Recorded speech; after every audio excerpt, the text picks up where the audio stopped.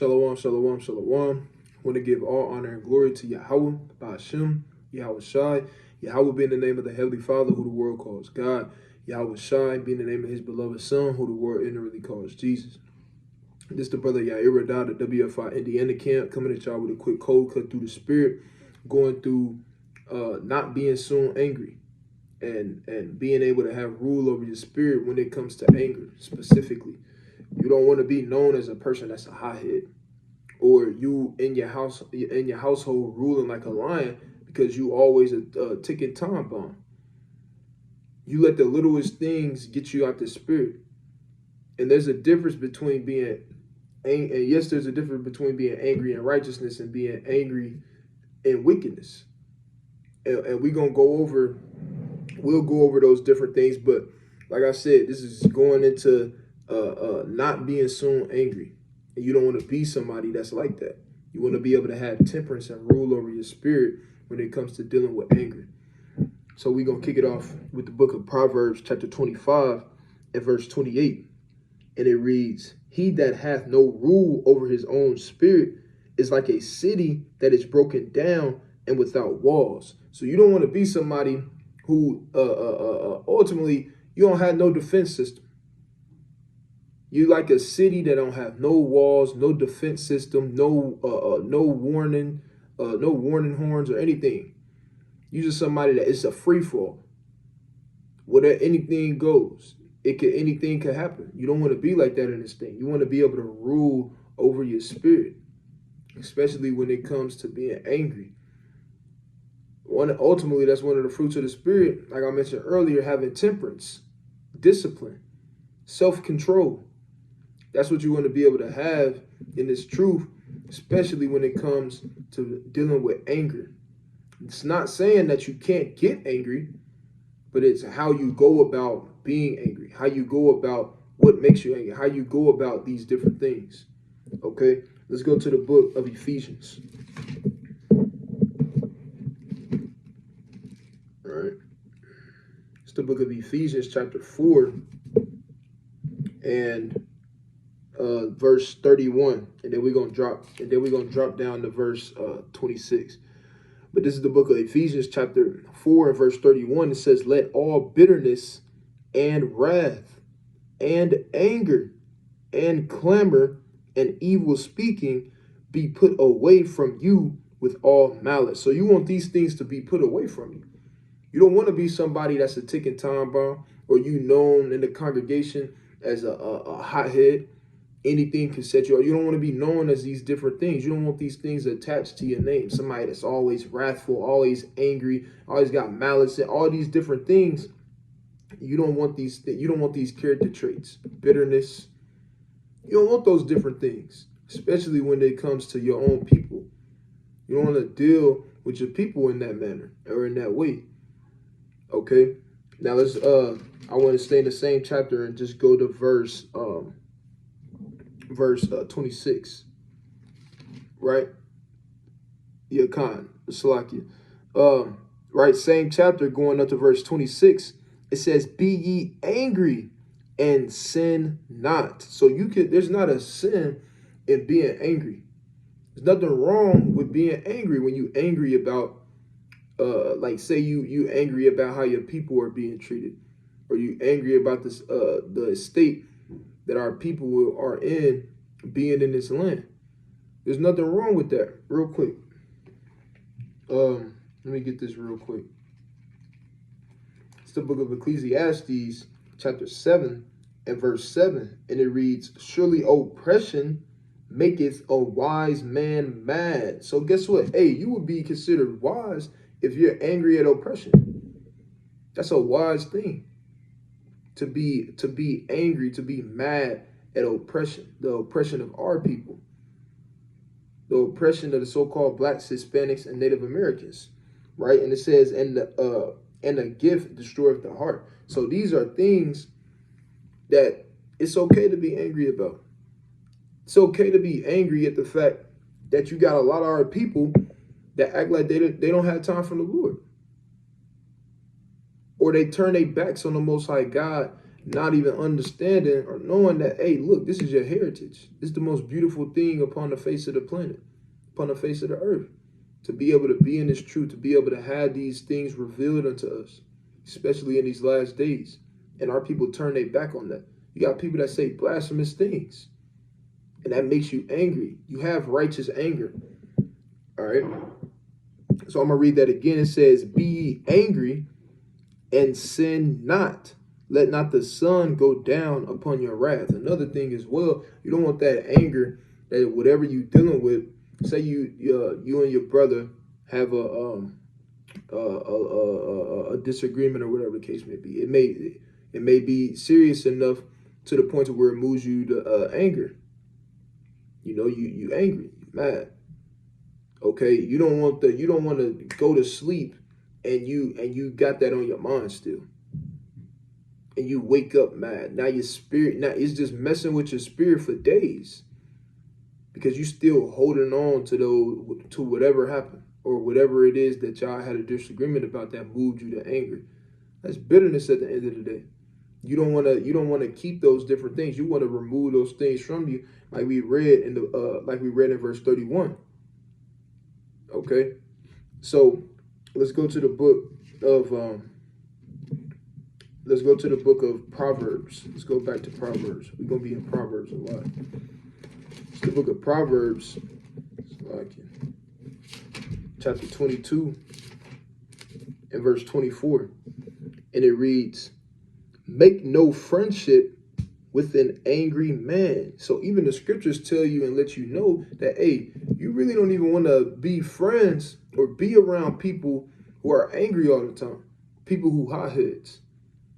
You want to be around them consistently because, I mean, and I don't know, you brothers and sisters, some of y'all may have had friends in the world who was known as hotheads.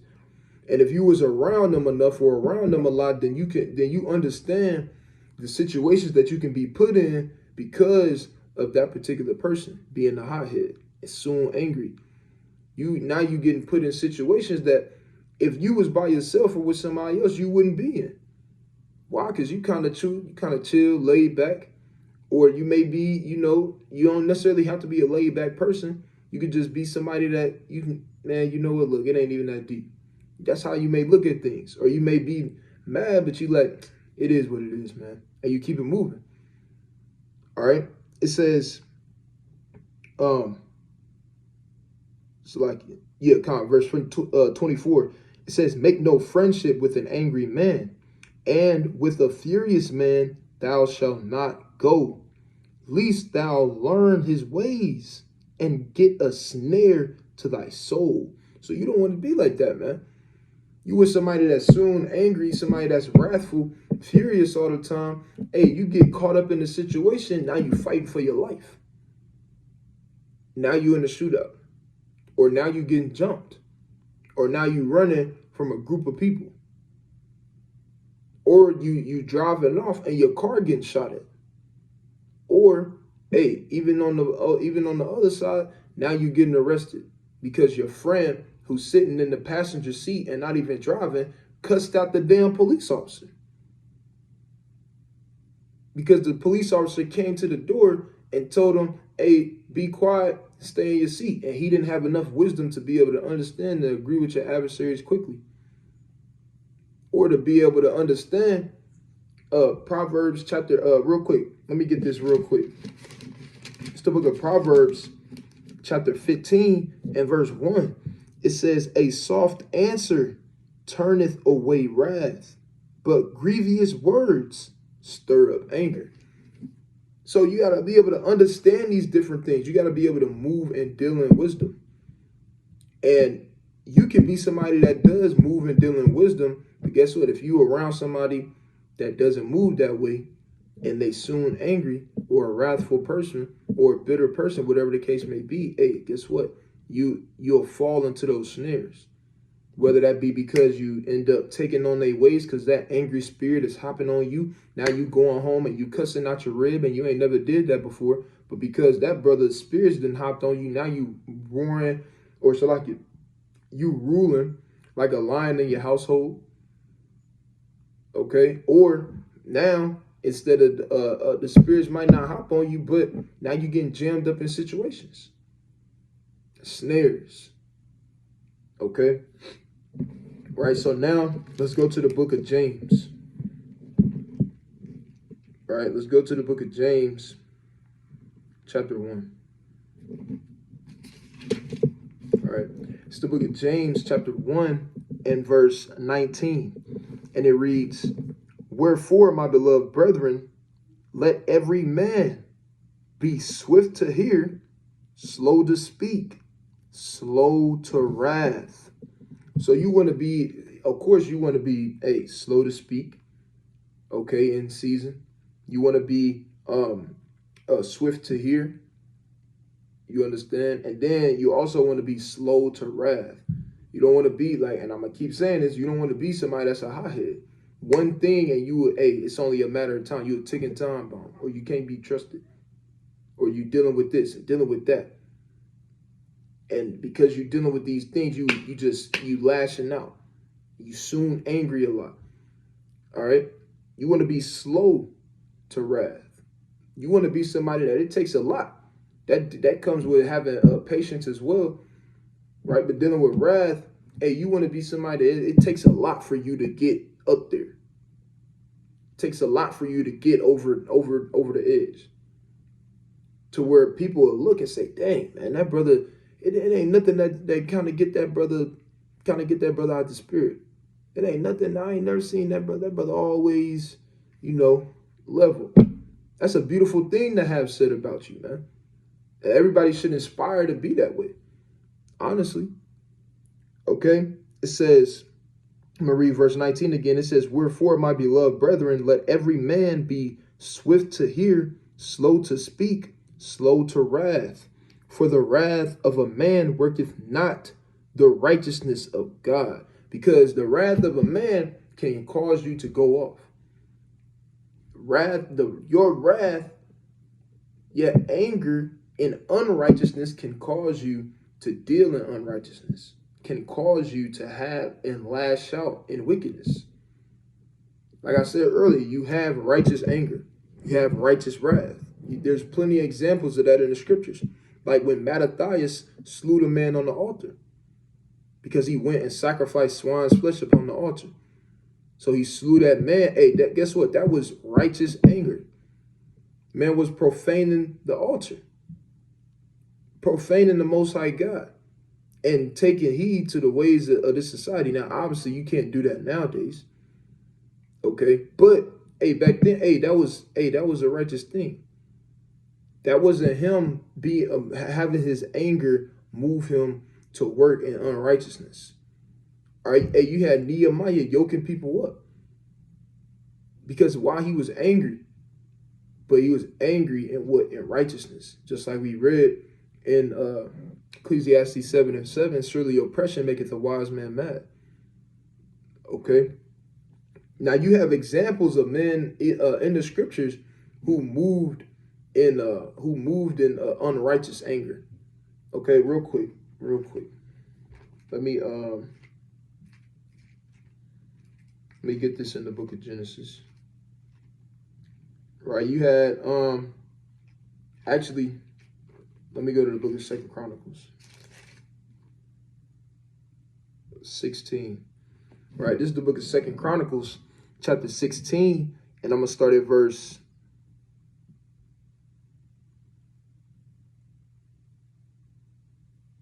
7. I'm gonna start at verse 7. All right, it says, "And at that time Hananiah the seer came to Asa, king of Judah, and said unto him, Because thou hast relied on the king of Syria, and not relied on the Lord thy God, therefore is the host of the king of Syria escaped out of thy hand. Were not the Ethiopians and the Libyans a huge host, with every man, with very many chariots and horsemen? Yet because thou didst rely on the Lord, he delivered them he delivered them into thine hand. For the eyes of the Lord run to and fro throughout the whole earth, to show himself strong in the behalf of them whose heart is perfect toward him. Herein thou hast done foolishly. Therefore, from henceforth thou shalt have wars. So the seer, Hananiah, ain't getting on him. He's rebuking King Asa, man, in righteousness. And you can't read it like an Edomite. You can't look at it and envision it like an Edomite. Like he's saying it so bland. Like he probably was getting on him, man. Like, hey, you going off, man. You being wicked. Because you did this thing, guess what? You're gonna have wars now, man. He probably was getting on him. And Asa had to kind of just sit there and take it. But do you think Asa took it on the chin in righteousness and moved in righteousness after he did that? No, he didn't. Right? Let's read on and let's see. Verse 10. It says, then Asa was wroth with the seer. How you going to be mad? How you going to get mad at the prophet for him correcting you? That's off. It says, then Asa was wroth with the seer and put him in a prison house, for he was in a rage with him because of this thing. So the prophet, the seer, he corrects you, he reproves you in righteousness because you went off, but then you let your anger take over you and you deal in unrighteousness now. Now you put a man in prison unjustly. Now, not only that, you go throughout the land. Let's keep reading on. It says, and Asa oppressed some of the people the same time. So not only did you put a man in prison unjustly because he got on you in righteousness and reproved you, which is love according to the scriptures, but you went out through the land and oppressed the people, all because you was mad. All because you let your anger take over you, and you let your anger cause you to move in unrighteousness. You have to learn from accounts like these and be able to say, well, guess what? Hey, I can't be like King Asa when it comes to that particular thing. When it comes to dealing in anger, I can't be like Asa. Because Asa, when he got wroth and mad, he let his anger get him out the spirit and cause him to do unrighteous things. Okay? Something might happen in the household. You can't let your anger move you to now you saying all type of crazy stuff that you know you wouldn't say if you was in the spirit. Or now you dealing a certain type of way that you know you wouldn't do if you was in the spirit, but because you're moved with wrath and you wroth and you letting that anger take over your spirit, now you dealing with your household out of order, and you dealing with your household in unrighteousness, or you dealing with brothers in unrighteousness, and you got bitterness toward them, so on and so forth. Okay, you can't be like that, man. All right, so let's go to the book of Ecclesiastes, chapter 7. It's the book of Ecclesiastes, chapter 7, and verse 9. And it reads, verse 7 and verse 9, and it reads, be not hasty in thy spirit to be angry, for anger resteth in the bosom of fools. So you got to understand, hey, you're a fool if you're soon angry. You a fool if you let anger rest in you. All right, I'm going to read that one more time. It says, be not hasty in spirit to be angry, for anger resteth in the bosom of fools. So you got some people that's always on go when it comes to anger. And you don't want to move like that. You don't want to move in that type of spirit. Okay? That's not a comely spirit to have. You're always mad. You're always like this. Somebody say, Shalom, Yahweh Shem Yahweh Barakatah. You like, man, what? That's off. Or you at a feast day and one thing don't go your way, now you mad. Now you out the spirit, and it's a feast day. But you let that one small thing get you out the spirit, now you angry. Now you talking about you just want to go home. That's off. Or now you at the feast day and you're not talking to nobody. Or you dealing with your brothers in unrighteousness now. or you just out the spirit so much because of anger and pride and whatever else it may be, not having patience, that now you making the uproar at a feast day, or you making the uproar wherever. It could be the damn grocery store over something simple. All right. It says, oh, Salagius, right? So that's it on that. Okay. Let's go to the book of Proverbs. Let's go back to Proverbs chapter 14, verse 29. It's the book of Proverbs chapter 14 and verse 29. It says, he that is slow to wrath, yes, Salaki, he that is slow to wrath is of great understanding. So you have some people, hey, it take a lot for them. Like I said earlier, a man like that, a woman like that, hey, they're of great understanding. That's wise. That's a comely spirit to have. Okay? When it comes to dealing with certain things that's not that big, so to speak. Okay, like I said, when you're dealing with things on the highways and byways, or you're dealing with the wickedness of your people, you know, that's being angry in righteousness. But we talking about being angry in wickedness. Okay, it says, he that is slow to wrath is of great understanding, but he that is hasty of spirit exalteth folly. And there's nothing that can come from a man or a woman that's soon angry but folly and unrighteousness. Because now you're going to be dealing in unrighteousness. You might say things that are folly and that you know is folly, but you out the spirit because you let your anger take you out the spirit. So now you moving in a way that's not righteous. Straight up. All right, let's go to the book of Proverbs chapter 16 and 32. All right, this is the book of Proverbs chapter 16 and verse 32. It says, he that is slow to anger is better than the mighty, and he that ruleth his spirit than he that taketh a city. Straight like that, man. And what example do we have? We have many examples of that in the scriptures, but real quick, let me get this in the book of Genesis, because that actually happened. All right, this is the book of Genesis, chapter 34, and I'm not going to read this whole chapter. I'm going to get right to the point. All right, this is the book of Genesis, chapter 34, and verse 25, and it reads, and it came to pass on the third day when they were sore, that the two sons of Jacob, Simeon and Levi, Deniah's brethren, took each man his sword and came upon the city boldly and slew all the males. And they slew Hamnar and Shechem, his son, with the edge of the sword, and took Deniah out of Shechem's house and went up. The sons of Jacob came upon the slain and spoiled the city because they had defiled their sister. So, Simeon and Levi, they went up, right, to the city in Canaan and slew all the men because they defiled their sister, but they moved in a hasty, angry spirit. Was not even angry, a wrathful spirit. They moved in haste when it came to that. They didn't think about this.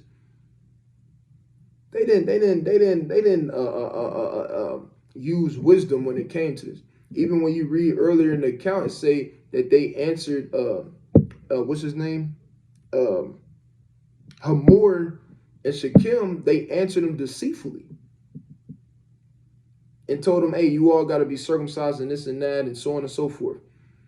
So these things, they was moving in anger, moving in a wrathful spirit, not understanding or thinking about the consequences to come before that, like their father Jacob was thinking about. Jacob was thinking about, he was using wisdom, but his sons was moving in wrath. Okay, and it's gonna kind of explain that too when we keep reading on. It says, verse, I forget what verse I left off at. I'm gonna start at 28. It says they took their sheep and their oxen and their asses and that which was in the city and that which was in the field, and all their wealth and all their little ones and their wives took they captive, and spoiled even all that was in the house. And Jacob said to Simeon and Levi, Ye have troubled me to make me to stink among the inhabitants of the land, among the Canaanites and the Perizzites, and I being few in number, they shall gather themselves together against me and slay me, and I shall be destroyed, I and my house. So he telling them, he like, man, y'all not thinking. We just got to these people land. We just got to these people land, and y'all went and already causing hell. Y'all went and slew a whole village, basically, knowing that we outnumbered by the people of this land. And if they wanted to, they could come and destroy us if it were not for the Lord. Now, obviously, when you keep reading on, the Lord protected them.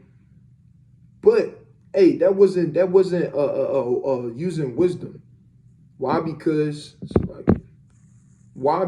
they was moving in wrath, moving in a hasty spirit of anger that caused them to potentially put their entire family in danger. Okay, so going back to Proverbs chapter 16 and verse 32, it says, I'm gonna read this one more time, right? It says, he that is slow to anger. And you think Jacob wasn't mad about what happened? You think he just was like, oh, well, yeah. No, hey, he probably was mad too. Well, not probably. He was mad as well. All the Israelites was mad. All right? Jacob and his sons. They was all mad. But he understood how he had to move. He moved in wisdom. He didn't let his anger and his wrath overtake him to the point to where he would move out of the spirit, or where he would move in haste. All right, it says, he that is slow to anger is better than the mighty, and he that ruleth his spirit than he that taketh a city. So the Lord esteems a man that's slow in anger over the man that's mighty. He esteems the man that can rule over his spirit over somebody that can literally take over an entire city and besiege it. Okay, so Lord willing, brothers and sisters, move in that spirit and understand and pray unto the Most High God to be able to move in that type of spirit, right? Myself included, all of us, so we could be able to make our calling and election sure in these last days, purging out these different things that don't need to be a part of our spirits, like being soon angry, being soon mad, moved to wrath, moving in a hasty spirit of anger, having your judgment swayed because you got a spirit of anger that's leading you in unrighteousness. All right. So Lord willing, brothers and sisters, was edified with this lesson. But Lord willing, brothers and sisters, continue to endure in these last days. All right, and continue to watch all the things that's going on throughout the earth, and continue to pray, fast, study, and show yourself approved in these last days. All right, I want to give mighty Kwam Yasha Allah, Shalom.